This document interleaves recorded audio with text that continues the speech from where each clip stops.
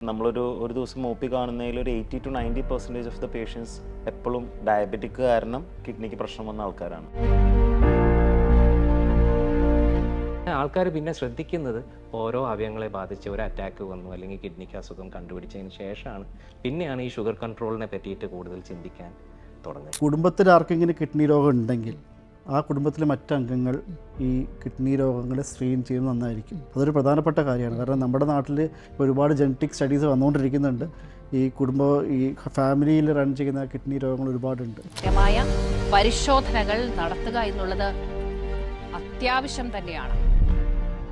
നമ്മുടെ കൂടെയുള്ളത് head of the department of nephrology doctor Ranjith Narayanan, senior consultant nephrology doctor Sajeesh Sivadas and senior specialist doctor Shaisal Safeeq. Sir, നമുക്ക് അറിയാവുന്ന കാര്യമാണ് കിഡ്നിക്ക് ഒരുപാട് ഫങ്ഷൻസ് ഉണ്ട്. അപ്പം നമ്മുടെ അടുത്തൊരു പേഷ്യൻ്റ് വരുന്ന സമയത്ത് എന്തായിരിക്കും അവർ വരുന്ന കംപ്ലയിൻസ്? കിഡ്നി രോഗത്തിന് സാധാരണ രീതിയിൽ കാണപ്പെടുന്ന ലക്ഷണങ്ങൾ കാലിലോ മുഖത്തോ നീര്, അല്ലെങ്കിൽ മൂത്രത്തിന് കളർ മാറ്റം, മൂത്രത്തിൽ അമിതമായി പത ശ്രദ്ധിക്കപ്പെടുക എന്നുള്ളതാവാം. ഇതുകൂടാതെ ചിലപ്പോൾ മൂത്രത്തിൽ തരി മാതിരിയോ അല്ലെങ്കിൽ കല്ലിൻ്റെ വേദന അനുഭവിക്കുകയോ, ഈ വക കാര്യങ്ങളും കിഡ്നി രോഗത്തിൻ്റെ ഒരു ലക്ഷണമായിട്ട് നമുക്ക് കാണാം. പ്രത്യേകിച്ച് കിഡ്നിക്ക് മാത്രം സ്പെസിഫിക് ആയിട്ടുള്ള ലക്ഷണങ്ങളല്ലാതെയും ഇത് പ്രസൻറ്റ് ചെയ്യാം. പലപ്പോഴും അനീമിയ ഓർ രക്തക്കുറവ്, കിതപ്പ്, അൺകൺട്രോൾഡ് ആയിട്ടുള്ള ബ്ലഡ് പ്രഷർ, ഇങ്ങനെയും കിഡ്നി രോഗത്തിൻ്റെ ആദ്യത്തെ ലക്ഷണമായിട്ട് കാണാം എന്നുള്ളതാണ്. അപ്പോൾ സാർ പറഞ്ഞ പോലെ തന്നെ ഒരുപാട് പേഷ്യൻസ് ഒരു ലക്ഷണങ്ങളും ഇല്ലാണ്ട് നമ്മളടുത്ത് വരുന്നുണ്ട്. അപ്പം ഇപ്പോഴത്തെ നമ്മുടെ കിഡ്നി ഡേയുടെ തീം എന്ന് പറയുന്നത് തന്നെ ഏർലി ഡിറ്റക്ഷനാണ്. അപ്പം എന്താണ് ഈ കിഡ്നി ഡേയുടെ സിഗ്നിഫിക്കൻസ് നമ്മുടെ ഈ ഒരു സമൂഹത്തിൻ്റെ ഇടയിൽ? ബേസിക്കലി ഇത് ആൾക്കാരെ അവെയർ ആക്കാനുള്ള ഒരു അറ്റംപ്റ്റ് ആണ്. ഈ പറഞ്ഞ മാതിരി വളരെ ലേറ്റായിട്ട് ആൾക്കാർ പ്രസൻറ്റ് ചെയ്ത് നമുക്കൊന്നും ചെയ്യാൻ പറ്റുന്ന സ്പെസിഫിക് ആയിട്ട് എന്തെങ്കിലും അവരെ ഹെൽപ്പ് ചെയ്യാൻ വേണ്ടി ചെയ്യാൻ പറ്റുന്ന ഒരു സ്റ്റേജിൽ ഇതിൻ്റെ ബിയോണ്ട് എത്തുന്നതിനെ കൊണ്ടാണ് നമുക്ക് ഏർലി ആയിട്ട് ഡിറ്റക്റ്റ് ചെയ്താൽ പലപ്പോഴും പല കിഡ്നി ഡിസീസസും നമുക്ക് എഫക്റ്റീവായിട്ട് ട്രീറ്റ് ചെയ്യാൻ പറ്റുന്ന, അറ്റ്ലീസ്റ്റ് അല്ലെങ്കിൽ അവരുടെ കിഡ്നി ഡിസീസ് ഒരു പ്രോഗ്രസ് ചെയ്ത് എൻഡ് സ്റ്റേജിലേക്ക് എത്തുന്നത് നമുക്ക് ഡിലേ ചെയ്യാൻ പറ്റുന്ന പല സ്ട്രാറ്റജീസും നമ്മുടെ കയ്യിൽ ഇപ്പോൾ ഉണ്ട്. അപ്പോൾ അതിന് വേണ്ടിയിട്ട് നമുക്ക് ചെയ്യേണ്ടത് ഏർലി ഡിറ്റക്ഷന് വേണ്ടിയിട്ടുള്ള സ്ട്രാറ്റജീസാണ്. അതിൽ വളരെ സിമ്പിളായിട്ടുള്ള ടെസ്റ്റ് മതി. ഒന്ന്, അതിൽ യൂറിൻ എക്സാമിനേഷൻ ചെയ്യുക. യൂറിൻ എക്സാമിനേഷനിൽ യൂറിനിൽ ആൽബുമിൻ ഉണ്ടെന്നെങ്കിൽ, അല്ലെങ്കിൽ യൂറിനിൽ RBCs കാണുന്നുണ്ടെങ്കിൽ അത് നമുക്ക് സിഗ്നിഫിക്കൻ്റ് ആയിട്ട് എടുക്കണം. അതിനെ ഫർദർ ടെസ്റ്റുകൾ കൂടെ അത് സ്ഥിരീകരിക്കണം. വളരെ കോമൺ ആയിട്ട് ആൾക്കാർക്ക് അറിയാം ബ്ലഡിൽ സീറം ക്രിയാറ്റിനിൻ നോക്കിയിട്ടുണ്ടെങ്കിൽ അറിയാമെന്നുള്ളത്. പക്ഷേ ബ്ലഡിലെ സീറം ക്രിയാറ്റിനിൻ നോർമലായിട്ട് ഇരിക്കുന്ന സമയത്തും അതിനേക്കാട്ടും മുമ്പേ നമുക്ക് യൂറിൻ ചെക്ക് ചെയ്താൽ ചിലപ്പോൾ ഏർലി ആയിട്ട് പല അസുഖങ്ങളും കണ്ടുപിടിക്കാൻ പറ്റും. ആ ഒരു സ്റ്റേജിലായിരിക്കാം നമുക്ക് ഏറ്റവും എഫക്റ്റീവായിട്ട് ട്രീറ്റ്മെൻറ്റ് സ്ട്രാറ്റജീസും പ്രിവെൻറ്റീവ് സ്ട്രാറ്റജീസും ഉണ്ടാവുക. പിന്നെ നമ്മുടെ പൊതുസമൂഹത്തിൽ ഈ കിഡ്നി അസുഖങ്ങൾ വരാൻ കുറേ കാരണങ്ങൾ ഉണ്ടാവുമല്ലോ. അപ്പോൾ നമ്മുടെ സമൂഹത്തിൽ ഏറ്റവും കോമൺ ആയിട്ട് എന്താണ് കാരണങ്ങൾ എന്നുള്ളത് ഒന്ന് സാർ നമുക്ക് പറഞ്ഞുതരാമോ? അശ്വതി, നമ്മളുടെ സമൂഹത്തിൽ ഏറ്റവും കൂടുതൽ കിഡ്നിക്ക് ബുദ്ധിമുട്ട് ഉണ്ടാവാനുള്ള കാരണം പ്രമേഹ രോഗം തന്നെയാണ്. ഡയബറ്റീസ് തുടങ്ങുന്ന സമയത്ത് തന്നെ പലപ്പോഴും കിഡ്നിക്ക് പ്രശ്നം വന്നോളെന്ന് നിർബന്ധമില്ല. ഇപ്പം ഒരു ദിവസം ഒ പി കാണുന്നതിൽ ഒരു 80-90% ഓഫ് ദ പേഷ്യൻസ് എപ്പോഴും ഡയബറ്റിക് കാരണം കിഡ്നിക്ക് പ്രശ്നം വന്ന ആൾക്കാരാണ്. അപ്പോൾ ഡയബറ്റിക് കിഡ്നി ഡിസീസ് തന്നെയാണ് മെജോറിറ്റി ഓഫ് ദ പോപ്പുലേഷൻ നമ്മൾ ട്രീറ്റ് ചെയ്യുന്നതും ഇതെല്ലാത്തിനുമുള്ള പോപ്പുലേഷൻ. അപ്പോൾ ഇപ്രാവശ്യത്തെ ഒരു വേൾഡ് കിഡ്നി ഡേ തീം വെച്ചിട്ട് ഇവരെ നമ്മൾക്ക് എങ്ങനെ പെട്ടെന്ന് തന്നെ നമുക്ക് സോർട്ട് ഔട്ട് ചെയ്യാം, ഇവരെ പെട്ടെന്ന് തന്നെ എങ്ങനെ ഡിറ്റക്റ്റ് ചെയ്യാം, ഡയഗ്നോസ് ചെയ്യാം എന്നുള്ളതാണ് ഏറ്റവും ഇമ്പോർട്ടൻ്റ് ആയിട്ടുള്ളൊരു കാര്യം. പലപ്പോഴും ഉള്ളൊരു കൺസെപ്റ്റ് എന്താണെന്ന് വെച്ച് കഴിഞ്ഞാൽ, ഒരു പേഷ്യൻറ്റിനെ ഡയബറ്റിസ് ഡയഗ്നോസ് ചെയ്യുക, അതായത് ഡിറ്റക്റ്റ് ചെയ്യുന്ന സമയത്ത് തന്നെ അവർക്ക് കിഡ്നിക്ക് പ്രശ്നം ഉണ്ടാവണമെന്നൊരു നിർബന്ധവും ഇല്ല. പലപ്പോഴും അവർക്ക് ഡയബറ്റിസ് മാത്രമേ ഉണ്ടാവുകയുള്ളൂ, അവർക്ക് ഡയബറ്റിക് നെഫ്രോപ്പതി അല്ലെങ്കിൽ ഡയബറ്റിക് കിഡ്നി ഡിസീസ് എന്നുള്ളൊരു പ്രശ്നം ഉണ്ടാവില്ല. അപ്പോൾ നമ്മളുടെ സമയത്ത് രഞ്ജിത്ത് സാർ പറഞ്ഞതുപോലെ തന്നെ ഏത് സമയത്താണ് പേഷ്യൻറ്റ് നമ്മളടുത്ത് പ്രസൻറ്റ് ചെയ്യണത് പല സിംറ്റംസ് വെച്ചിട്ട് എന്നുള്ളത് എന്നെ ഡിപ്പെൻഡ് ചെയ്തിരിക്കും. അപ്പോൾ പലപ്പോഴും ഒരു ഏർലി സ്റ്റേജൊക്കെ ആണെങ്കിൽ ക്രിയാറ്റിൻ വളരെ നോർമലായിരിക്കാം. ആ സമയത്ത് ഒരു ആകെ ഉണ്ടാവുന്ന ഒരു അബ്നോർമാലിറ്റി, ഒരു യൂറിനിൽ ചെറുതായിട്ട് പ്രോട്ടീൻ പോക്ക്, അല്ലെങ്കിൽ പേഷ്യൻ്റെ സിംറ്റംസ് വെച്ച് പറയുകയാണെങ്കിൽ യൂറിനിൽ ചെറിയൊരു പതി ഉണ്ടാവുക എന്നുള്ളത് മാത്രമായിരിക്കാം. അപ്പോൾ ഏത് സ്റ്റേജിലാണ് നമ്മൾ അടുത്തുള്ളത് എന്നുള്ളതാണ് ഏറ്റവും ഇമ്പോർട്ടൻ്റ് ആയിട്ട് നമ്മൾ കാണേണ്ട ഒരു കാര്യം. പിന്നെ ഡയബറ്റീസിൻ്റെ കാര്യത്തിൽ തന്നെ നമുക്ക് ഏറ്റവും ഇമ്പോർട്ടൻ്റ് ആയിട്ട് വരുന്നത് ഡയബറ്റീസ് ഉള്ള ഒരു ഡയഗ്നോസ് ചെയ്ത ഒരാൾക്ക് അപ്പോൾ എപ്പോൾ ഡയബറ്റിക് കിഡ്നി ഡിസീസ് ഡെവലപ്പ് ചെയ്യാൻ സാധ്യതയുണ്ടെന്നുള്ളത് അത് കണ്ടമാനം ഫാക്ടേഴ്സ് ഉണ്ട്. അത് ഒരു ഫാക്ടറിൽ നമുക്ക് പറഞ്ഞു നിർത്താൻ പറ്റുന്ന കാര്യമല്ല. ഈ പറയുന്ന ആൾക്ക്, ഈ പറയുന്ന പേഷ്യൻറ്റിന് ഇതിൻ്റെ ഒപ്പം തന്നെ ഹൈപ്പർ ടെൻഷൻ ഉണ്ടോ, ഫാമിലി ഹിസ്റ്ററി ഉണ്ടോ, അല്ലെങ്കിൽ ഇവയാളുടെ ഹെൽത്ത് ഒരു ലൈഫ് സ്റ്റൈൽ ഹാബിറ്റ്സ്, ഇപ്പോൾ സ്മോക്കിംഗ് ഉണ്ടോ, അങ്ങനെ പല ഇയാളുടെ ഡയറ്ററി ഹാബിറ്റ്സ്, ഇതൊക്കെ ഡിപ്പെൻഡ് ചെയ്യും. അപ്പോൾ ഒരു പേഷ്യൻറ്റിനെ ഒരു മൊത്തത്തിൽ നമുക്ക് ജനറലൈസ് ചെയ്യാൻ ഡിഫിക്കൽട്ട് ആണെങ്കിലും ഒരു പരിധി വരെ നമുക്ക് പറയാൻ പറ്റുന്ന ഒരു കാര്യം, ഒരു പേഷ്യൻറ്റ് നമുക്ക് ഡയബറ്റീസ് ഡയഗ്നോസ് ചെയ്തതിന് ശേഷം നമ്മൾ ഡെഫിനറ്റ്ലി ചെയ്യേണ്ട ഒരു കാര്യം എന്ന് വെച്ച് കഴിഞ്ഞാൽ അവരുടെ creatine, urine analysis, urine albumin എത്ര കണ്ട് പോകുന്നുണ്ട് എന്നറിയുന്നതിന് വേണ്ടി ഒന്നില്ലെങ്കിൽ യൂറിൻ പ്രോട്ടീൻ ക്രിയാറ്റിൻ റേഷ്യോ അല്ലെങ്കിൽ യൂറിൻ ആൽബുമിൻ ക്രിയാറ്റിൻ റേഷ്യോ ചെയ്യാം. ഇത് ഒന്നുമില്ലെങ്കിൽ, ഇതെല്ലാം നോർമലാണെങ്കിൽ അതിൻ്റെ ഒരു പരിധി വരെയുള്ള അർത്ഥം അത് ആ ഡയബറ്റീസ് കിഡ്നിനെ ബാധിച്ചിട്ടില്ല ഇതുവരെ എന്നുള്ളതാണ്.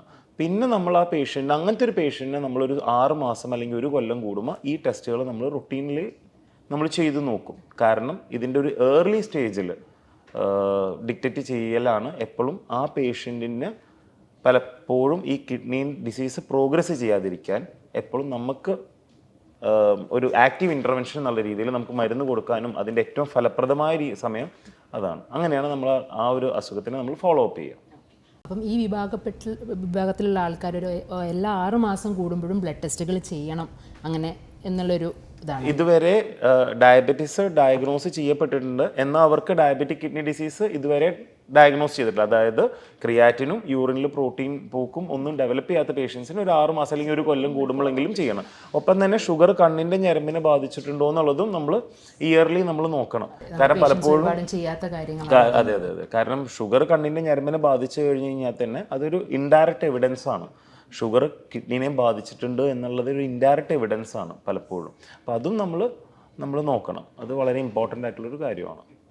പലർക്കും സർ ഒരു മിസ്കൺസെപ്ഷൻ ഉണ്ട്, അത് തെറ്റിദ്ധാരണയാണ്. അതായത് ഡയബറ്റീസിൻ്റെ മരുന്നുകൾ കഴിക്കുന്നതുകൊണ്ടാണ് അവരുടെ കിഡ്നി തകരാറാവുന്നതെന്ന്. അതുപോലെ തന്നെ വേറെ പല മരുന്നുകളും വേറെ പല കാരണങ്ങളും.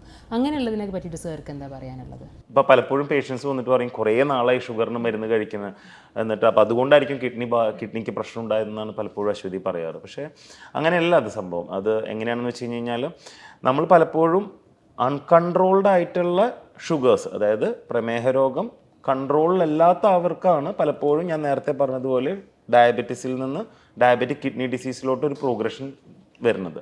അല്ലാണ്ട് മരുന്നുകൾ കഴിച്ചതുകൊണ്ടല്ല. പലപ്പോഴും നമ്മൾ മരുന്ന് കൊടുക്കുന്നത് ആ ഷുഗറിനെ കൺട്രോൾ ചെയ്യാനും അത് മുഖേന ഷുഗർ കിഡ്നീനെ ബാധിക്കുന്നത് നമ്മൾ ആ പ്രോഗ്രഷൻ ഒരു പരിധി വരെയെങ്കിലും ലിമിറ്റ് ചെയ്യാൻ, അല്ലെങ്കിൽ അത് തടഞ്ഞു നിർത്താനുമാണ് നമ്മൾ ശ്രമിക്കുന്നത്. അതിൽ ഡയബറ്റീസ് ഡയഗ്നോസ് ചെയ്തിട്ട് ഏറ്റവും ആദ്യത്തെ ഒരു 10 കൊല്ലത്തെ ഡയബറ്റിക് കൺട്രോൾ, അത് ഇപ്പം നമ്മൾ പലപ്പോഴും FBS, PPBS, HbA1c ഒക്കെ വെച്ചിട്ട് നമ്മൾ ആ ഡയബറ്റിക് കൺട്രോൾ വളരെ ഇമ്പോർട്ടൻ്റ് ആണ്. പലപ്പോഴും അതിനെ നമ്മൾ മെമ്മറി എഫക്റ്റ് എന്നൊക്കെ പറയും. അപ്പോൾ അതാണെങ്കിൽ നമുക്ക് എന്താണെന്ന് വെച്ച് കഴിഞ്ഞാൽ ആ പേഷ്യൻറ്റിന് ആ ഡയബറ്റീസ് കാരണം ബാക്കി അവയവങ്ങൾക്ക്, അതായത് ഹാർട്ടിനായാലും കണ്ണിനായാലും കിഡ്നിക്കായാലും ഇതിനൊന്നും എഫക്റ്റ് ചെയ്യാതിരിക്കാൻ എപ്പോഴും നല്ലത് ആ ഒരു സ്ട്രിക്റ്റ് ഡയബറ്റിക് കൺട്രോൾ തന്നെയാണ്. അപ്പോൾ അതിന് ഡെഫിനറ്റ്ലി നമ്മൾ മരുന്ന് കഴിക്കണം, അല്ലെങ്കിൽ ഇൻസുലിൻ എടുക്കണം. അപ്പോൾ പേഷ്യൻസിൻ്റെ പലപ്പോഴുള്ള തെറ്റിദ്ധാരണ എന്ന് വെച്ച് കഴിഞ്ഞാൽ കുറേ നാൾ ഈ മരുന്ന് കഴിച്ചു കഴിഞ്ഞ് കഴിഞ്ഞാൽ കിഡ്നിക്ക് ഈ പ്രശ്നം വരും എന്നുള്ളതാണ്. അങ്ങനെയല്ല. ഇപ്പം നമ്മളടുത്ത് തന്നെ പലപ്പോഴും ഈ മരുന്ന് കഴിച്ചു കഴിഞ്ഞാൽ കിഡ്നിക്ക് പ്രശ്നം ഉണ്ടാവും. അത് ഈ ഡയബറ്റിക് മെഡിക്കേഷൻസ് അല്ല. അത് പലപ്പോഴും നമ്മൾ ഓവർ ദ കൗണ്ടർ, അതായത് നമ്മളിപ്പോൾ ഒരു വേദന വന്നു, നമ്മൾ ഒരു വേദനയല്ലേ എന്ന് വെച്ചിട്ട് നമ്മൾ അടുത്തുള്ള ഒരു ഫാർമസി പോയിട്ട് വേദനയ്ക്ക് ഒരു മരുന്ന്, പലപ്പോൾ ഈ വേദനക്കുള്ള മരുന്നുകളെല്ലാം കിഡ്നിനെ ബാധിക്കുന്നതാണെന്ന് ഞാൻ പറയുന്നില്ല. പക്ഷെ വേദനക്ക് മോസ്റ്റ്ലി നമ്മൾ പ്രിസ്ക്രൈബ് ചെയ്യുന്ന വളരെ ഫലപ്രദമാണ് വേദനക്ക്, പക്ഷെ പലപ്പോഴും കിഡ്നിനെ ബാധിക്കാൻ സാധ്യതയുള്ള NSAID തരത്തിലുള്ള മരുന്നുകളൊക്കെ കഴിക്കുമ്പോഴാണ് പലപ്പോഴും എന്ത് ചെയ്യുന്നത്, കിഡ്നിക്ക് പ്രശ്നം ഉണ്ടാകുന്നത്. അല്ലാതെ ഒരു ഡയബറ്റീസിനെ കൺട്രോൾ ചെയ്യാൻ നമ്മൾ കൊടുക്കുന്ന ഡയബറ്റിക് മെഡിക്കേഷനോ ഇൻസുലിനോ ഒരിക്കലും കിഡ്നി ഡിസീസിന് ഒരു കാരണമാവുന്നില്ല എന്നുള്ളതാണ് ഇവിടുത്തെ ഒരു യാഥാർത്ഥ്യം. അതൊരു വളരെ ഇമ്പോർട്ടൻറ്റ് പോയിന്റാണ്. കാരണം ആൾക്കാരുടെ ഇടയിൽ ഒരു ഭയങ്കര മിസ്കൺസെപ്ഷൻ തന്നെയാണ് അത്. പിന്നെ അതിലൊരു പോയിന്റ് ആഡ് ചെയ്യാനുള്ളത്, ഇവർ ഈ മരുന്ന് പലപ്പോഴും ആളുകൾ വരുമ്പോൾ നമ്മൾ ക്രിയാറ്റിൻ 4 5 അവിടെ എത്തുന്ന സമയത്ത് ഇവർ കഴിച്ചുകൊണ്ടിരിക്കുന്ന പല മരുന്നുകൾ നമ്മൾ നിർത്തിവെക്കും. അതായത് ആ ഒരു കിഡ്നിയുടെ പ്രവർത്തനം വെച്ചിട്ട് ആ മരുന്നുകൾ കഴിക്കാൻ പറ്റൂല അല്ലേ. അപ്പോൾ അത് നമ്മൾ നിർത്തിവെച്ച് ഇൻസുലിൻ ആക്കുന്ന സ്റ്റേജിൽ അപ്പോൾ ആൾക്കാർ വിചാരിക്കും ഈ മരുന്ന് കാരണമാണ് എൻ്റെ കിഡ്നി, അതുകൊണ്ടാണ് ഡോക്ടർ മരുന്ന് നിർത്തിയത്. അതുകൊണ്ടല്ല അത് ആ കിഡ്നിയുടെ പ്രവർത്തനം വെച്ചിട്ട് ആ മരുന്ന് കഴിക്കാൻ പാടില്ല അവർ. അതുകൊണ്ടാണ് നമ്മൾ ആ മരുന്ന് ഷുഗർ വളരെയധികം കുറഞ്ഞു പോകാൻ സാധ്യതയുണ്ട് അങ്ങനത്തെ ആളുകൾക്ക്. അതുകൊണ്ട് ആ ഒരു റിസ്ക്കുള്ള ആളുകൾക്കാണ് നമ്മൾ മരുന്ന് നിർത്തിവെക്കുന്നത്. അപ്പോൾ നിർത്തിവെക്കുന്ന കാരണമാണ് തെറ്റിദ്ധാരണ വരുന്നത്. എൻ്റെ കിഡ്നി കേടായി അതുകൊണ്ട് മരുന്ന് നിർത്തി, അതുകൊണ്ട് കിഡ്നി മരുന്ന് ഈ കിഡ്നി കേടാക്കുന്ന മരുന്നാണ്. അതാണ് ഒരു പ്രധാനപ്പെട്ട ഒരു കാര്യം അതിൽ ചെയ്യാൻ. അൺഫോർച്ചുനേറ്റ്ലി ഈ ഡയബറ്റിസ് വരുന്ന ഒരു സമയം, ദാറ്റ് ഡിറ്റക്റ്റ് ചെയ്യുന്ന സമയം മെജോറിറ്റി ഒരു അത്യാവശ്യം ഹെൽത്തി ആയിട്ടുള്ളൊരു സമയത്താണ് ഡയബറ്റിസ് ഡയഗ്നോസ് ചെയ്യുന്നത്. Say in the late 30s or 40s, ആ ഒരു സമയത്ത് വേദ പേഷ്യൻ്റ് നല്ല ആക്റ്റീവ് ആയിരിക്കും ഇതായി. അപ്പോൾ അതേസമയം ബ്ലഡ് ഷുഗേഴ്സ് കുറച്ച് അൺകൺട്രോൾഡ് ആയി എന്ന് വിചാരിച്ചിട്ട് പുറത്തേക്ക് ഒരു ലക്ഷണം ഉണ്ടാവില്ല. അപ്പോൾ ആൾക്കാർ ഇതിനെ സീരിയസ് ആയിട്ട് എടുക്കില്ല. അപ്പോൾ ഷൈസിൽ പറഞ്ഞ മാതിരി ഏറ്റവും ഇമ്പോർട്ടൻ്റ് ആയിട്ടുള്ള കാര്യം ആ ഇനീഷ്യൽ 10 years, ആ ഗോൾഡൻ ഇയേഴ്സ് എന്ന് പറഞ്ഞിട്ടുള്ള ആ ഇനീഷ്യൽ 10 years നമ്മൾ അതിനെ സീരിയസ് ആയിട്ട് എടുക്കുന്നു, അതിനെ എത്രത്തോളം കൺട്രോൾ ചെയ്ത് വെക്കുന്നു, നമ്മൾ ആ HbA1c എത്രത്തോളം പ്രാധാന്യം കൊടുക്കുന്നു, നമ്മളെ ലൈഫ് സ്റ്റൈലിൻ്റെ ഇമ്പോർട്ടൻസ്, ഡയറ്റിൻ്റെ ഇമ്പോർട്ടൻസ് ഒക്കെ അവിടെയാണ് വരുന്നത്. ആ ഒരു സമയത്ത് ആൾക്കാർ ശ്രദ്ധിക്കുന്നില്ല. ആ ഒരു സമയത്ത് ആൾക്കാർ യൂഷ്വലി അവരുടെ ഓരോ പ്രാരാബ്ദങ്ങളും കാര്യങ്ങളുമായിട്ട് ലൈഫിൽ മുന്നോട്ട് പോകുന്നു. ഈ ആവശ്യത്തിന് ആ ഒരു സമയത്ത് ഡയബറ്റിസിന് പ്രാധാന്യം കൊടുക്കുന്നില്ല, ഡയബറ്റിക് കൺട്രോളിനൊരു പ്രാധാന്യം കൊടുക്കുന്നില്ല എന്നുള്ളതാണ് സമൂഹത്തിലൊരു മെയിൻ ഇഷ്യൂ അതാണ്. പിന്നെ ആൾക്കാർ പിന്നെ ശ്രദ്ധിക്കുന്നത് ഓരോ അവയവങ്ങളെ ബാധിച്ച ഒരു അറ്റാക്ക് വന്നു അല്ലെങ്കിൽ കിഡ്നിക്ക് അസുഖം കണ്ടുപിടിച്ചതിന് ശേഷമാണ് പിന്നെയാണ് ഈ ഷുഗർ കൺട്രോളിനെ പറ്റിയിട്ട് കൂടുതൽ ചിന്തിക്കാൻ തുടങ്ങുന്നത്. ഇപ്പോൾ ഡോക്ടർ സജീഷ്, എനിക്ക് ചോദിക്കാനുള്ളത്, നമ്മൾ ഏത് ഗ്രൂപ്പിനെയാണ് ഈ വേൾഡ് കിഡ്നി ഡേയിൽ കൂടുതൽ ശ്രദ്ധിക്കേണ്ടത് അല്ലെങ്കിൽ ടാർഗറ്റ് ചെയ്യേണ്ടത്? അതായത് ഇപ്പോൾ ഡയബറ്റീസിനെ പറ്റി സാറും ഓൾറെഡി പറഞ്ഞല്ലോ, അതുപോലെ തന്നെ വേറെ ഏതൊക്കെ ഗ്രൂപ്പിനെയാണ് നമ്മൾ ശ്രദ്ധിക്കേണ്ടതായിട്ടുള്ളത്? അതായത് നമ്മളിപ്പം കിഡ്നിയുടെ അസുഖം വരാൻ സാധ്യത കൂടുതലുള്ള ആൾക്കാരായിരിക്കും ചോദ്യം. ഇപ്പോൾ ഡയബറ്റീസ് ഷുഗർ കൺട്രോൾ ഇല്ലാതെ ഉള്ള ആളുകൾ, ബാക്കി അവയവങ്ങൾക്ക് കേടുള്ള, ഇപ്പം കണ്ണിൻ്റെ കാര്യം ശേഷം പറഞ്ഞു, അതുപോലെ ഹാർട്ടിന് അറ്റാക്ക് വന്ന ആൾക്കാർ, മുമ്പ് സ്ട്രോക്ക് വന്ന ആൾക്കാർ, പ്രഷർ കൺട്രോൾ ചെയ്യാൻ 3, 4, 5 ഗുളികകൾ കഴിക്കുന്ന ആൾക്കാർ. പിന്നെ വേറൊരു പ്രധാനപ്പെട്ട കാര്യം, കുടുംബത്തിലാർക്കിന് കിഡ്നിയുടെ അസുഖം, ഇപ്പം ഷുഗറുള്ള ആളുകളുടെ കുടുംബത്തിലാർക്കിന് കിഡ്നി ബാധിച്ചിട്ടുണ്ടെങ്കിൽ, ഷുഗർ കൊണ്ടുള്ള കിഡ്നി ബാധ ഉണ്ടെങ്കിൽ അവരുടെ മക്കൾക്കും അത് വരാനുള്ള സാധ്യത കൂടുതലാണ്. അപ്പം ഒരു ഫാമിലി സിബ്ലിംഗ് സഹോദരങ്ങൾക്കാർക്കെങ്കിലും ഷുഗർ കൊണ്ടുള്ള കിഡ്നി ഡാമേജ് ഉണ്ടായിട്ടുണ്ടെങ്കിൽ ഇവർക്ക് ബാക്കിയുള്ളവർക്കും ഡാമേജ് ഉണ്ടാവാനുള്ള സാധ്യതയുണ്ട്. അപ്പോൾ ഫാമിലി ഹിസ്റ്ററി ഭയങ്കര ഇമ്പോർട്ടൻ്റ് കാര്യം നമ്മുടെ നാട്ടിൽ പ്രത്യേകിച്ച്. Family history of any kidney disease, not just diabetic kidney disease, ഏത് കിഡ്നി ഡിസീസ് ഉള്ള ആൾക്കാരും അവരുടെ കുടുംബക്കാർ ശ്രദ്ധിക്കണം. പിന്നെ നമുക്കൊരു സമൂഹം ഉണ്ടല്ലോ, അതായത് ഒരു കിഡ്നി അസുഖങ്ങളൊന്നും ഇല്ലാത്തൊരു സമൂഹം, അവരെന്തൊക്കെയാണ് ശ്രദ്ധിക്കേണ്ടത് ഇനി കിഡ്നി അസുഖങ്ങൾ വരാതിരിക്കാനായിട്ട്? ഏറ്റവും പ്രധാനപ്പെട്ട ഒരു കാര്യം, നമ്മുടെ നാട്ടിൽ ഈ കിഡ്നി രോഗങ്ങൾ ഒരുപാട് ഈ ഫാമിലിയിലായിട്ട് കണ്ടുവരുന്നുണ്ട്. അപ്പം കുടുംബത്തിൽ ആർക്കെങ്കിലും കിഡ്നി രോഗം ഉണ്ടെങ്കിൽ ആ കുടുംബത്തിലെ മറ്റംഗങ്ങൾ ഈ കിഡ്നി രോഗങ്ങളെ സ്ക്രീൻ ചെയ്യുന്നത് നന്നായിരിക്കും. അതൊരു പ്രധാനപ്പെട്ട കാര്യമാണ്. കാരണം നമ്മുടെ നാട്ടിൽ ഒരുപാട് ജനറ്റിക് സ്റ്റഡീസ് വന്നുകൊണ്ടിരിക്കുന്നുണ്ട്. ഈ ഫാമിലിയിൽ റൺ ചെയ്യുന്ന കിഡ്നി രോഗങ്ങൾ ഒരുപാടുണ്ട്. അപ്പം കിഡ്നിയുടെ അസുഖങ്ങൾ ഫാമിലി ആർക്കെങ്കിലുണ്ടെങ്കിൽ ബാക്കി മെമ്പേഴ്സ് സ്ക്രീൻ ചെയ്യുക, അവരുടെ ഭാവി തലമുറകൾ സ്ക്രീൻ ചെയ്യാൻ മറക്കരുത്. പിന്നെ രണ്ടാമത്തെ ഒരു പ്രധാനപ്പെട്ട കാര്യം ഡീഹൈഡ്രേഷനും ഓവർ ഹീറ്റ് എക്സ്പോഷറും. അതായത് ശരീരത്തിൽ ജലാംശം നഷ്ടപ്പെടുന്നതും പിന്നെ അമിതമായ ചൂട് ഏൽക്കുന്നതായിട്ടുള്ള ഒരു വിഭാഗമാണ് നമ്മുടെ ഈ ട്രോപ്പിക്കൽ കൺട്രീസിലുള്ള. അപ്പോൾ നമ്മുടെ ഈ കിഡ്നി രോഗങ്ങൾ CKD-U എന്ന് പറഞ്ഞ ഒരു കാരണം കണ്ടെത്താത്ത കിഡ്നി രോഗങ്ങൾ ഒരു പ്രധാനപ്പെട്ട കാരണമായി പറയുന്നത് അമിതമായിട്ട് ശരീരത്തിൽ ജലാംശം നഷ്ടപ്പെടുകയും അവർ ഡീഹൈഡ്രേറ്റഡ് ആവുന്നതും പിന്നെ അമിതമായിട്ടുള്ള ചൂട് തട്ടുന്നതുമായിട്ടുള്ള നമ്മുടെ ഈ കാലാവസ്ഥ അത് കിഡ്നി രോഗങ്ങൾ വരുത്തി വെക്കാൻ ഒരു പ്രധാനപ്പെട്ട പങ്ക് വഹിക്കുന്നുണ്ട്. മൂന്നാമത്തേതായിട്ട് പറയേണ്ടത് നമ്മൾ ഒബ്വിയസ്ലി നമ്മുടെ ലൈഫ് സ്റ്റൈൽ, നമ്മളെങ്ങനെ ഏതൊക്കെ ടൈപ്പ് ഫുഡ് കഴിക്കും, ജങ്ക് ഫുഡ്, പാക്ഡ് ഫുഡ്, അതിലുള്ള അമിതമായ സോൾട്ട്, അതിലുള്ള കണ്ടൻസ് എന്തൊക്കെയാണെന്നുള്ളത് നമ്മൾ ശ്രദ്ധിച്ച് കഴിക്കുക. പിന്നെ life habit, smoking obviously kidney disease progress ചെയ്യാൻ കാരണമാണ്. അപ്പോൾ സ്മോക്കിംഗ്, ബാഡ് ഹാബിറ്റ്സ് ഒഴിവാക്കുക, ഡ്രഗ് അബ്യൂസ്. പിന്നെയുള്ളത് നമ്മുടെ നാട്ടിലാണ് കൂടുതൽ കാണുന്നത് ഓവർ ദ കൗണ്ടർ മെഡിക്കൽ, അതായത് തന്നെ മരുന്ന് മേടിച്ച് കഴിക്കുക, വേദസംഹാരികൾ, ബാക്കി വിഭാഗത്തിൽപ്പെടുന്ന മരുന്നുകൾ. ഇപ്പം അധികവും ഇങ്ങനത്തെ മരുന്നുകൾ ഏജൻസാണ് കൊടുക്കുക. പല മരുന്നുകളും ഏജൻസുകൾ വിൽക്കുന്നത് കടയിൽ കിട്ടൂല. അത് ഏജൻറ്റുകൾ വന്നിട്ട് പലപ്പോഴും ആൾക്കാർ വന്നിട്ട് അവരെ ഇത് അഡ്വർടൈസ് ചെയ്തിട്ട് ഏജൻസ് ഡയറക്റ്റ് മേടിച്ച് കഴിക്കുക. അവർ നോക്കുകയൊന്നുമില്ല എന്താണെന്ന് കണ്ടന്റ് ഒന്നും ഉണ്ടാവില്ല. അപ്പോൾ അങ്ങനത്തെ ഉള്ള പല മരുന്നുകളും കഴിച്ചിട്ട് കിഡ്നി കേടായി വരുന്ന ആൾക്കാരുണ്ട്. പേഷ്യൻസിന് റിലീഫ് കിട്ടുന്നുണ്ടാവും. ആ റിലീഫ് കിട്ടുന്നില്ല, എന്താ കണ്ടന്റ് നമുക്കറിയില്ല. അപ്പം ഈ ഓവർ ദ കൗണ്ടർ മെഡിക്കേഷൻസ് ഭയങ്കര കോമൺ നമ്മുടെ നാട്ടിൽ. ആൾക്കാർ എന്തിനും തോതിനും തന്നെ മരുന്നുണ്ടാക്കി കഴിക്കുക.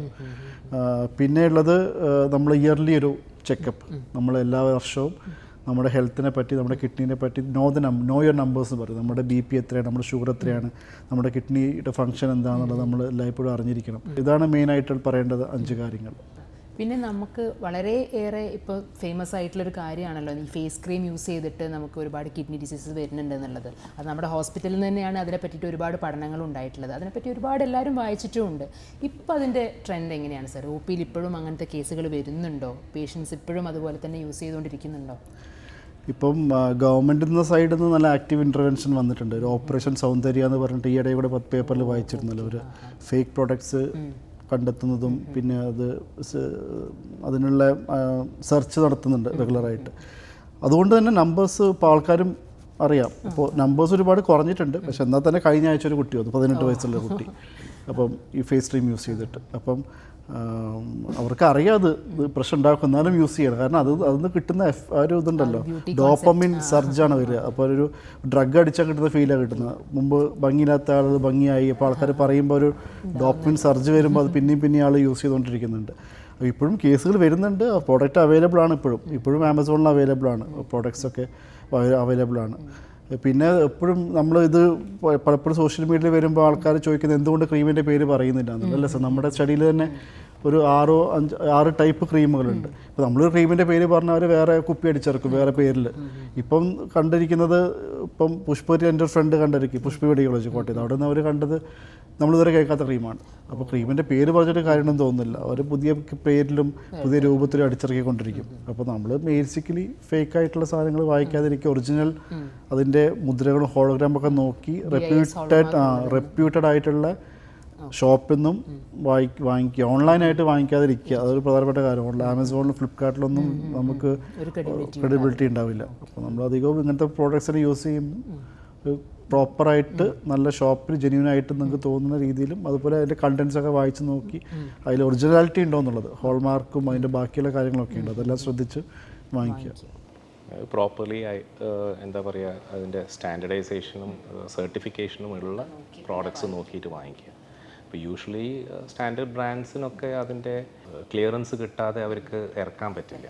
BIS സ്റ്റാൻഡേർഡ്സ് അതിൻ്റെ മാർക്കുണ്ടോ ഈ ക്രീമിൻ്റെ മേലെ എന്നുള്ളതൊക്കെ ഒന്ന് ശ്രദ്ധിക്കുന്നത് നന്നായിരിക്കും. That is if you have to use it. അതല്ല, കോസ്മെറ്റിക്സ് ഉപയോഗിക്കാതെ ഇരിക്കുക എന്നുള്ളതാണ് ഫസ്റ്റ് തിങ്. ഓഫ് കോഴ്സ് നമുക്ക് സൊസൈറ്റി നമുക്കിപ്പോൾ പെട്ടെന്ന് ഇപ്പോൾ സൊസൈറ്റിയുടെ ആറ്റിറ്റ്യൂഡ്സ് ടുവേർഡ്സ് ഫെയർ സ്കിന്നും ബാക്കി കാര്യങ്ങളൊന്നും ചേഞ്ച് ചെയ്യാൻ പറ്റില്ല. പക്ഷേ ഇത് നോട്ട് ജസ്റ്റ് ഫെയർനെസ് ക്രീംസ് അല്ല, ബാക്കി ഏത് പ്രോഡക്റ്റിലും ഇതിപ്പോൾ ആൻറ്റി ഏജിങ് പ്രോഡക്ട്സ് അത് എന്നൊക്കെ പറഞ്ഞിട്ടുള്ള പല പേരിലും ഈ ക്രീംസ് ഇറങ്ങുന്നുണ്ടാവും. അപ്പോൾ ആൾക്കാരൊക്കെ ഇപ്പോൾ വെറും വെളുക്കാൻ വേണ്ടി മാത്രമല്ല, ആക്നിയുടെ ട്രീറ്റ്മെൻറ്റ് എന്ന് പറഞ്ഞിട്ട് ഇപ്പോൾ റീസെൻ്റ്ലി ഒരു കുട്ടി വന്നത് ആ പേരും പറഞ്ഞിട്ടാണ്, ആക്നിക്ക് വേണ്ടിയിട്ടാണ് ഉപയോഗിക്കുന്നത്. അപ്പോൾ പല കാരണങ്ങൾക്കും ആൾക്കാർ യൂസ് ചെയ്യുന്ന ക്രീംസ് ഒന്ന് ശ്രദ്ധിക്കണം, ഏത് ക്രീമാണ് വാങ്ങിച്ചത് ഉപയോഗിക്കുന്നത് എന്നുള്ളത്. ആൻഡ് പറ്റുന്നതും ഇപ്പോൾ എന്തെങ്കിലും ഒരു മെഡിക്കൽ റീസൺ ആണ് എന്നുണ്ടെങ്കിൽ ഒരു ഡോക്ടറുടെ അല്ലെങ്കിൽ ഒരു ഡെർമറ്റോളജിസ്റ്റിൻ്റെ പ്രിസ്ക്രിപ്ഷനിൽ വാങ്ങിയിട്ട് കഴിക്കുക, യൂസ് ചെയ്യുക എന്നുള്ളത് ശ്രദ്ധിക്കുക. സ്റ്റഡീസ് നമ്മളിപ്പോൾ കണ്ടുപിടിച്ചിരിക്കുന്ന കാര്യം എന്താണെന്ന് വെച്ചിട്ടുണ്ടെങ്കിൽ ഈ ക്രീംസിലൊക്കെ മെയിൻലി കണ്ടൻറ്റ് ഓഫ് മെർക്കുറിയാണ് ഹൈ.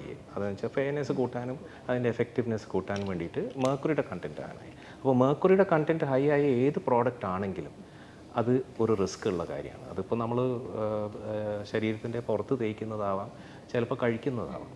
പലപ്പോഴും നമ്മൾ സസ്പെക്റ്റ് ചെയ്യാത്ത ഓരോ products, for example indigenous medications, പല ഇൻഡിജിനസ് മെഡിക്കേഷൻസിലും അങ്ങനെ ഉണ്ട് എന്നുള്ളത് ഡോക്യുമെൻ്റ് ചെയ്തിട്ടുണ്ട്. ഇപ്പോൾ പല സ്റ്റഡീസും പബ്ലിഷ് ചെയ്തിട്ടുണ്ട് അതിനെ പറ്റിയിട്ട്. അപ്പോൾ ആ കാര്യങ്ങളൊക്കെ ഒന്ന് യൂസ് ചെയ്യുമ്പോൾ ഒരു ശ്രദ്ധ ഉണ്ടാവണം. ഇങ്ങനൊരു ടോക്സിസിറ്റി, കിഡ്നിനോടുള്ളൊരു ടോക്സിസിറ്റി ഉണ്ടാവാനുള്ളൊരു സാധ്യത ഉണ്ട് എന്നുള്ളത് ഒന്ന് മനസ്സിലാക്കണം.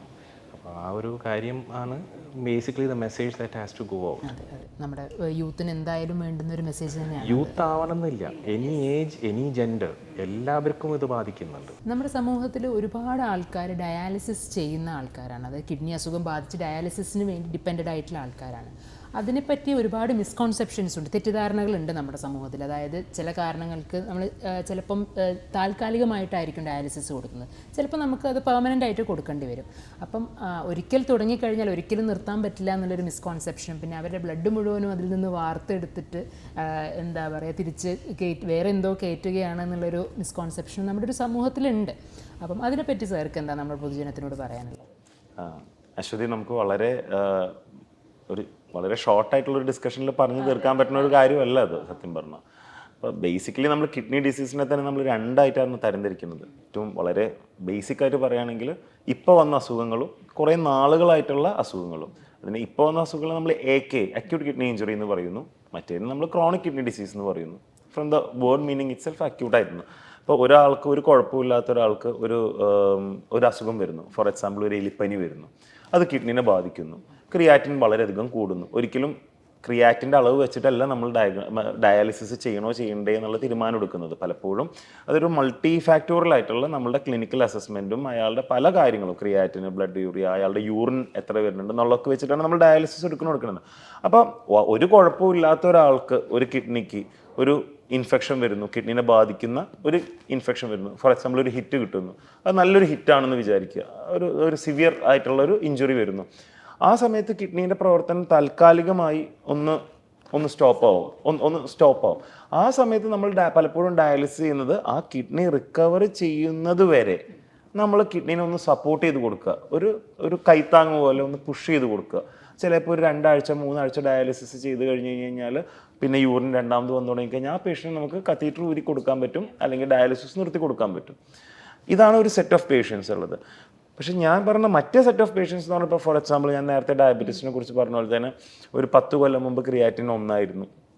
പിന്നെ അത് കഴിഞ്ഞ് പയ്യെ അത് ക്രിയാറ്റിൻ 2 ആയി, 3 ആയി, 4 ആയി, 5 ആയി, അങ്ങനെ പയ്യെ ഇങ്ങനെ ഒരു ദിവസം കൊണ്ട് പെട്ടെന്ന് തന്നെ ഒരു സുപ്രഭാതത്തിൽ വന്ന കിഡ്നീൻ്റെ പ്രശ്നം കൊണ്ടല്ല, കാലങ്ങളായിട്ട് വളരെ പയ്യെ പ്രോഗ്രസ് ചെയ്യുന്ന ഒരു കിഡ്നി ഡിസീസ്, അത് CKD. അതെങ്ങനെ ക്രിയാറ്റിൻ ഇങ്ങനെ കൂടി ഒരു 8, 9, 10 അതിലോട്ടൊക്കെ പോകുമ്പോൾ നമ്മൾ end stage renal disease ESRD കാറ്റഗറിയിലോട്ട് എത്തുമ്പോൾ, അതായത് കിഡ്നിയുടെ പ്രവർത്തനം പൂർണ്ണമായും നഷ്ടപ്പെടുക, അല്ലെങ്കിൽ അതിൻ്റെ പ്രവർത്തനം ഒരു 10% താഴെ വരിക. അങ്ങനെ വരുമ്പോഴുള്ള പ്രശ്നം എന്താണെന്ന് വെച്ച് കഴിഞ്ഞാൽ, നമ്മളുടെ ഒരു റൊട്ടീൻ ഡെയിലി ആക്ടിവിറ്റീസ് ആയിട്ടുള്ള, നമുക്ക് ഭക്ഷണം കഴിക്കാൻ പറ്റാതിരിക്കുക, ഭയങ്കര ഛർദ്ദിക്കുക, അല്ലെങ്കിൽ ശ്വാസം മുട്ടുണ്ടാവുക. കാരണം നമ്മുടെ ശരീരത്തിലെ ജലാംശം കൂടി ശ്വാസകോശത്തിൽ തിങ്ങി നിൽക്കുമ്പോൾ നമുക്ക് ശ്വാസം വലിക്കാൻ പറ്റാണ്ടാവുക, അല്ലെങ്കിൽ ശ്വാസം മുട്ടുണ്ടാവുക. അപ്പം ഇങ്ങനത്തെ ഒരു സാഹചര്യം വരുന്ന ഒരു പേഷ്യൻ്റ് നമ്മൾ ഡയാലിസിസ് തുടങ്ങിക്കഴിഞ്ഞാൽ പലപ്പോഴും നമുക്ക് നിർത്താൻ പറ്റില്ല. കാരണം എന്ന് വെച്ച് കഴിഞ്ഞാൽ അത് കുറേ നാളുകൾ കൊണ്ടുണ്ടായതാണ്. അത് ആ ഒരു സമയത്തേക്ക് കിഡ്നിനെ സപ്പോർട്ട് ചെയ്തെന്ന് വെച്ചിട്ട് കിഡ്നി റിക്കവർ ചെയ്യാൻ വേണ്ടി പോകുന്നില്ല. അങ്ങനത്തെ പേഷ്യൻസിന് നമുക്ക് കൊടുക്കാനുള്ള 2 ഓപ്ഷൻസാണ് നമുക്കുള്ളത്. ഒന്നെന്ന് പറഞ്ഞാൽ ഡയാലിസിസ് കണ്ടിന്യൂ ചെയ്യുക, അല്ലെങ്കിൽ രണ്ടാമത്തത് നമ്മൾ ട്രാൻസ്പ്ലാന്റ് ചെയ്യുക എന്നുള്ളതാണ്. അപ്പോൾ ഈ 2 കാര്യങ്ങളാണ് നമുക്ക് ചെയ്യാനുള്ളത്. പിന്നെ വേറൊരു വിഭാഗമാണ് ഷൈസിൽ അക്യൂട്ട് ഓൺ CKD. അതായത് ഇപ്പം ഈ ക്രോണിക് കിഡ്നി ഡിസീസിൻ്റെ ആൾക്കാർക്ക് പെട്ടെന്ന് വേറെ എന്തെങ്കിലും അസുഖങ്ങൾ വന്നിട്ട്, ഇപ്പോൾ പനി വന്നിട്ടോ അല്ലെങ്കിൽ ഈ പറഞ്ഞ പോലെ വേറെ എന്തെങ്കിലും അസുഖങ്ങൾ വന്നിട്ട് കിഡ്നിയുടെ കേട് പെട്ടെന്ന് ഇപ്പം 3 എന്നുള്ളത് പെട്ടെന്ന് 8 ആയി, അങ്ങനെ ചിലപ്പോൾ ഡയാലിസിസ് സപ്പോർട്ട് വേണ്ടി വന്നത്, അങ്ങനെ ആൾക്ക് ചിലപ്പോൾ നമുക്ക് നിർത്താൻ പറ്റും. ഇപ്പം പല കേസുകൾ നമ്മൾ നിർത്താറുണ്ട്. പെട്ടെന്ന് ഉണ്ടാവണം കൂടുതൽ, ഇപ്പോൾ 3 എന്നുള്ള പെട്ടെന്ന് 8 ആയി, ബുദ്ധിമുട്ട് വന്ന് പറഞ്ഞ് ഡയാലിസിസ് ചെയ്തു, പിന്നീട് നമുക്ക് നിർത്തിക്കൊണ്ടുവരാൻ സാധിക്കാൻ പറ്റും. അങ്ങനത്തെ കേസിൽ എന്തെങ്കിലും ഒരു കാരണം ഉണ്ടാവും, അത് കൂടാനുള്ള ഒരു കാരണം ഉണ്ടാവും. ആ കാരണത്തിൻ്റെ ഒരു പീരീഡ് കഴിയുമ്പോൾ ഒരു കിഡ്നിക്ക് ഒരു റിക്കവറിക്കുള്ള ഒരു ബാക്കപ്പ് ആ കിഡ്നിക്ക് ഉണ്ട്. അതുകൊണ്ടാണ് നമുക്ക് നിർത്താൻ പറ്റുന്നത്. അതേസമയം ഷൈസിൽ പറഞ്ഞ മാതിരി എൻ സ്റ്റേജിൽ മെല്ലെ ക്രമേണ കൂടി അവസാനത്തെ സ്റ്റേജിലേക്ക് എത്തിയ ഒരാൾക്ക് ഒരു ബാക്കപ്പ് ഇല്ല. ഇനി നമ്മൾ 1-2 ഡയാലിസിസ് ചെയ്തു വെച്ചിട്ട് കിഡ്നി റിക്കവർ ചെയ്യാൻ പോകുന്നില്ല. അങ്ങനത്തെ കേസസ് ആണ് നമ്മൾ കണ്ടിന്യൂ ചെയ്യുന്നത്. അപ്പം നമ്മളങ്ങനെ ട്രാൻസ്പ്ലാന്റിൻ്റെ വിഷയത്തിലേക്കാണല്ലോ ഇപ്പോൾ വരുന്നത്. അപ്പം നമ്മുടെ സെൻറ്ററിൽ നമ്മൾ ഓൾമോസ്റ്റ് 50 സക്സസ്ഫുൾ ട്രാൻസ്പ്ലാന്റ്സ് ചെയ്തു. നമ്മുടെ സെൻറ്ററിൽ നല്ല റിവ്യൂ ആണ്, നല്ല ഫീഡ്ബാക്കാണ് ഇതുവരെ കിട്ടിയിട്ടുള്ളത്. എന്തായിരുന്നു സാറിൻ്റെ ഒരു എക്സ്പീരിയൻസ് ഈ ട്രാൻസ്പ്ലാന്റ് ജേർണിയിൽ?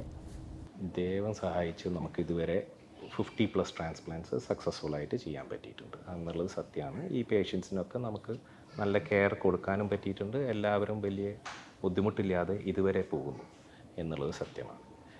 പക്ഷേ ഈ പറഞ്ഞ മാതിരി പല ചാലഞ്ചസും നമ്മൾ ഫേസ് ചെയ്തിട്ടുണ്ട്. ഒരു പുതിയതായിട്ടൊരു പ്രോഗ്രാം സ്റ്റാർട്ട് ചെയ്യുക എന്ന് പറഞ്ഞിട്ടുള്ളൊരു ഈസി ആയിട്ടുള്ളൊരു കാര്യമല്ല. പേഷ്യൻസിന് നമ്മളുടെ മേലുണ്ടാവുന്ന വിശ്വാസം അത് ഉണ്ടാക്കി വരിക. അപ്പോൾ ഇതിൽ കുറേയൊക്കെ ഞങ്ങൾക്ക് താങ്ക് ചെയ്യാനുള്ളത് പേഷ്യൻസും അവരുടെ ഫാമിലീസിനെയാണ്. അവർ ഞങ്ങളുടെ മേലെ കാണിച്ച കോൺഫിഡൻസും ഞങ്ങൾക്ക് തന്നിട്ടുള്ള ട്രസ്റ്റും അതാണ് ഞങ്ങളെ മുന്നോട്ട് നയിക്കാൻ പറ്റിയിരിക്കുന്നത്.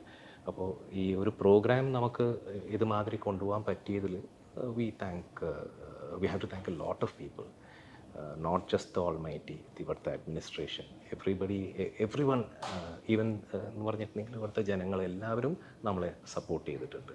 ഇമ്പോർട്ടൻ്റ് ആയിട്ടുള്ള കാര്യം എന്താണെന്ന് വെച്ചിട്ടുണ്ടെങ്കിൽ നമ്മൾ ചാലഞ്ചസിന് the sailing has not been smooth in all cases. നമുക്ക് പല കേസസിലും കോംപ്ലിക്കേഷൻസ് ഫേസ് ചെയ്യേണ്ടി വന്നിട്ടുണ്ട് as part of the transplant. ഏത് ട്രാൻസ്പ്ലാന്റ് പേഷ്യൻ്റ് ആണെങ്കിലും അവർക്ക് വരുന്ന യൂഷ്വൽ കോംപ്ലിക്കേഷൻസ് ഉണ്ടാവാം. അതൊക്കെ നമുക്ക് സക്സസ്ഫുള്ളി ഈ ഹോസ്പിറ്റലിൽ വെച്ചിട്ട് തന്നെ നമുക്ക് ഡീൽ ചെയ്യാൻ പറ്റിയിട്ടുണ്ട് എന്നുള്ളതാണ്. ഫെസിലിറ്റീസ് മാത്രമല്ല, all the armamentarium we have to deal with all that. കൂടാതെ we have not been taking just simple cases, we have been taking challenging cases. എന്ന് വെച്ചിട്ടുണ്ടെങ്കിൽ ആൻറ്റിബോഡീസ്, ഹൈ ലെവൽ ഓഫ് ആൻറ്റിബോഡീസുള്ള ഹൈ ഇമ്യൂണോളജിക്കൽ റിസ്ക് ട്രാൻസ്പ്ലാന്റ്സ് നമുക്ക് ഇവിടെ successfully ചെയ്യാൻ പറ്റിയിട്ടുണ്ട്. At the same time group ചേരാത്ത ABO incompatible transplants നമ്മളിവിടെ successfully ചെയ്തിട്ടുണ്ട്. We have even done swap transplants where you have paired exchanges between the donors, all within the legal permit. It has been a very wonderful journey, and with the cooperation of colleagues.